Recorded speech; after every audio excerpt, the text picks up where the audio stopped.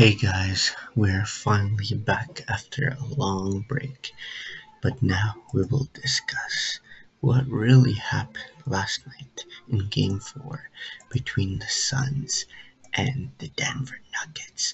We will tell you what is going on in Brooklyn. So to start, what happened is I don't think first of all the Nuggets did not play well themselves. We don't want to forget that. And the Suns have been playing better in all four games. But this is not about the Suns or the Nuggets. This is about Nikola Jokic. And I don't feel that they should have ejected him because of a hard foul. And I've seen worse hard fouls in these playoffs, and they never got flagrant 2 or ejected. And you can't eject the league MVP. You cannot. And I know that it's not fair for the Suns, MVP or no MVP, but you cannot eject him for doing that. Give him a flagrant one, give him a technical foul, but you can't eject him from the game in that deciding game 4, win or go home for the Nuggets. And you gotta treat the Suns fairly because they played amazing in this first 4 games. They play amazing, and Devin Booker is doing the Books things in these playoffs. But in this game, he scored 34 points and 11 rebounds. And Chris Paul, who everyone thinks he's overrated, he's washed, had a game high 37 points and 7 assists. And he also passed 13th on the NBA all-time postseason assist list. And now the Suns have now won 7 straight games since losing back-to-back to the Los Angeles Lakers. And they're playing the best basketball since 2010. And also it's their first conference final since 2010, in which they lost to the Kobe-led Lakers. But for the Nuggets, it's going to be a long off season because yes, they didn't have Jamal Murray, and Murray is a key piece for the Denver Nuggets.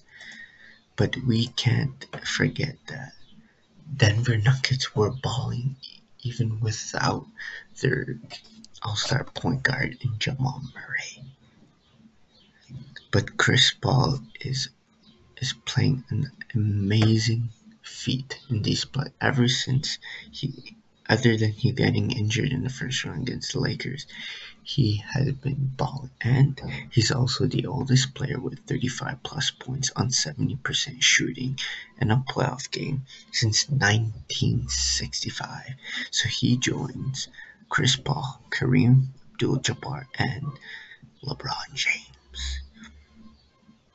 And Chris Paul has been killing it from mid-range, and that's what's going to give a problem for the winner.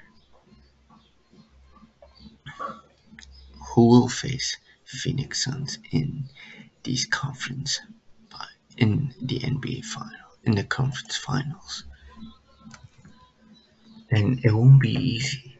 It's not going to be easy because if the Jazz win, they're going to have a tough time, and it will be great to watch if Utah Jazz advances against the Clippers and they play the Suns. It will be a great thing to watch as a veteran Michael Conley and one of the best shooting guards and improved shooting guards in any NBA in Donovan Mitchell and Rudy Gobert against veteran Chris Paul against one of the best shooting guards in the game in the books. And also, we're not forgetting one of the best two-way centers on the Suns, which is DeAndre Ayton. But it's a disappointing ending for the MVP season for Nikola Jokic, who averaged 26 points, 10 rebounds, and 8 assists in 34 minutes per game and played in all 72 regular season games and obviously played in all playoff games. But I don't think he should have been ejected from the game. And Jokic is the fifth MVP to be swept in the playoffs and the first since Magic Johnson in the 1989 finals against the Detroit Pistons. And he's also the second MVP to be ejected in the last 25 playoff seasons since, as you guys know, Steph Curry against Cleveland Cavaliers. But the Suns are also the first team in NBA history to reach the conference finals after entering this season with a 10-year playoff drought.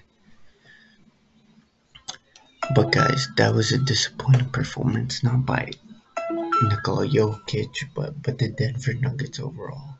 And yes, Aaron Gordon was not worth to trade for, and Campazzo is not similar to Jamal Murray. We both know that. It'll be a long offseason for the Nuggets, and for the Suns, they'll wait for the winner of the Jazz and the Los Angeles Clippers. So let's move on. So the Brooklyn Nets have had a 2-0 lead going to Brooklyn, and they won the first two games in their home floor, the Brooklyn Nets, without James Harden, because James Harden left game one really early. But also in game three, the Nets should have won. They shouldn't have. I don't know why Bruce Brown got the last shot and missed a wide open, uncontested layup that gave the Bucks momentum in this series, and they gave him the win. And that's why these decisions will cost them an NBA Finals championship or NBA Finals appearance, because last possession of the game, you gotta give it to the guys that can get it done. Joe Harris from beyond the arc, Kevin Durant anywhere, Kyrie Irving anywhere. But you can't just have a decision and have Bruce Brown take the last shot, because that cost him game three, and it also cost him game four because Kyrie Irving got injured in the third quarter. But the momentum was ever since that the Bucks won game three and that debacle of Bruce Brown in game three, the momentum has been on the Milwaukee Bucks side. And you saw how Giannis and Middleton played in game three. Both of them grabbed double-digit points and double-digit rebounds. But it just, the momentum went on the Milwaukee side. But does not mean that we're going to give Kevin Durant a pass in game four. Kevin Durant did not shoot the ball well. In fact, he shot the ball very horribly, very bad. And yes, he had 28 points, 13 rebounds, 5 assists, but he shot 9 for 25 from the field. And Blake Griffin did have great a couple games in the first two games of these playoffs, but we need more from Blake Griffin.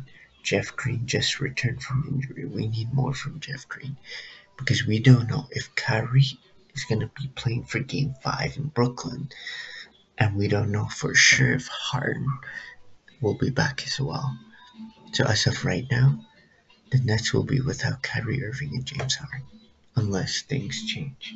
So we need Kevin Durant to carry this team. We need Blake Griffin to get more shots up.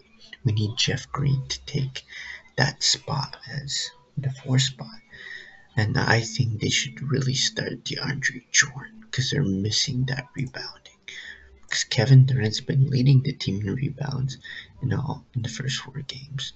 But in game 5, it will be an important game for the Nets. Because if they lose this one, they're likely going to lose game 6 in Milwaukee with that crazy crowd. So we need more from Kevin Durant and all the role players that the Nets decide to keep and not get rid of in Joe Harris. And they need to play DeAndre Jordan more. Have him start with his old teammate from the Clippers, Blake Griffin.